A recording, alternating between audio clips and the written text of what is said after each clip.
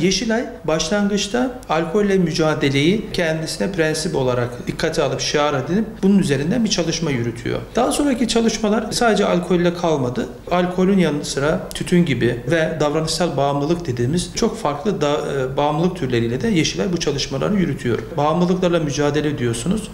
Bir gence, bir insana işte sigara içme dediğiniz zaman sigara içmesinde ne yapsın bu çocuk ya da ne yapacak bu insan? Buna baktığımızda sizin alternatif sigaradan, alkolden, uyuşturucudan onu uzaklaştıracak bir takım etkinlikler, aktivitelere bizim ihtiyacımız var. Biz bunu bir ihtiyaç olarak görüp şu an bütün Türkiye'de 81 vilayette Yeşilay spor kulüplerimizi aktif hale getiriyoruz. Örneğin Adana'dan bahsediyoruz. İşte Adana'da kano etkinlikleri yapıldı, işte bisiklet etkinlikleri yapılıyor. Daha farklı etkinlikler, çalışmalar yürütülüyor. Gençlik çalışmaları yürütüyoruz. Yani sahaya dönük yürüttüğümüz çalışmalar bu anlamda oldukça çeşitli. Bütün bu çalışmalardaki bütün temel yaklaşımımız şu, bağımlılıklarla mücadelede bir bilinç uyandırmak. Bütün bu çalışmaların tek bir amacı var. İnsanlarımızı bu zararlı alışkanlıklara karşı daha diri, daha dinamik, daha teyakkuz halinde tutmak. Sahada koruyucu ve önleyici olarak yürüttüğümüz çalışmalar başlığı altında söyleyebilirim bunları.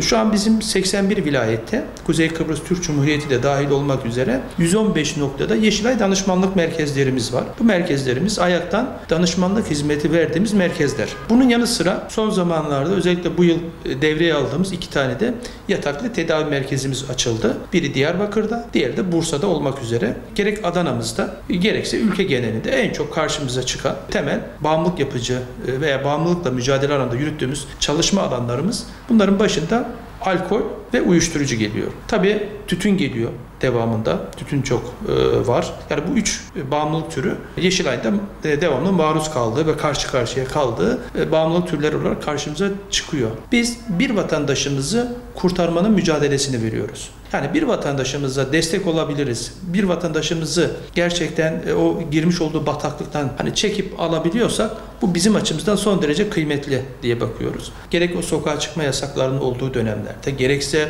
o pandemi koşullarının da dikkate alarak tabiri caizse en küçüğümüzden en büyüğümüze kadar inanılmaz şekilde teknolojiyle tanıştık. Ve bu tanışıklığımız belli bir seviyede kalmadı. Ciddi anlamda bir teknoloji bağımlılığı diyebileceğimiz bir durumla da karşı karşıya kaldık. Özellikle internet, sanal ortamdaki şans oyunları ve bahis oyunlarının da insanın ve bu toplumun beden ve ruh sağlığına çok ciddi anlamda zarar verdiğini artık bilimsel kanıtlarla ortaya çıkmış durumda. Bağımlılık gerek bireyin kendi yaşamında, gerekse aile yaşamında, çevre yaşamında olumsuz etkilerinin olduğu artık net olan bir konu.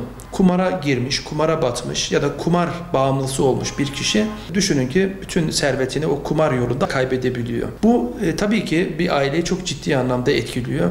Maalesef bir kumar oyunda kaybedebiliyorsunuz. Keza uyuşturucu da böyledir. Yaşanan cinayetler, yaşanan diğer olumsuzluklar vesaire hepsine hırsızlıklar da dahil olmak üzere bütün altyapısına baktığınızda mutlaka bu zararlı maddeleri görebiliyorsunuz. Dolayısıyla alkolü alan, uyuşturucuyu alan ya da işte az önce bahsettiğimiz kumar bağımlısı olan bir kişi maalesef artık suç işlemeye, bir sorunun bizatihi kaynağı olmaya başlamış demektir. Yani bağımlılık dediğimiz şey sadece kişinin kendisine değil, çevresine de çok önemli ölçüde zararlar veren, aile travmalarına, sakatlanmalara, ölümlere kadar yol açan bir sonuçla da karşı karşıya bırakıyor. Hiçbir bağımlılık yapıcı madde ya da davranış modeli tedavi edilemez diye bir şey yok. Mutlaka tedavi edilebilir. Yeter ki bizler anne olarak, baba olarak, amca olarak, dayı olarak, teyze olarak, hala olarak karşımızdaki bu insana sahip çıkabilelim. Onun tedavisiyle ilgilenebilelim. Şunu söyleyebilirim. Yani bu Yeşilay'ın bir başına sadece çözüp atabileceği bir konu değil. Basınıyla, medyasıyla, sanatçısıyla, sporcusuyla herkesin bu sürece müdahil olduğu, sürecin içerisinde katılması gerekiyor. 115 nolu bizim telefonumuz var. Sabit bir telefonumuz, çağrı merkezimiz. Bunu arayarak vatandaşlarımız çok rahat bir şekilde Yeşilay'dan destek alabilirler.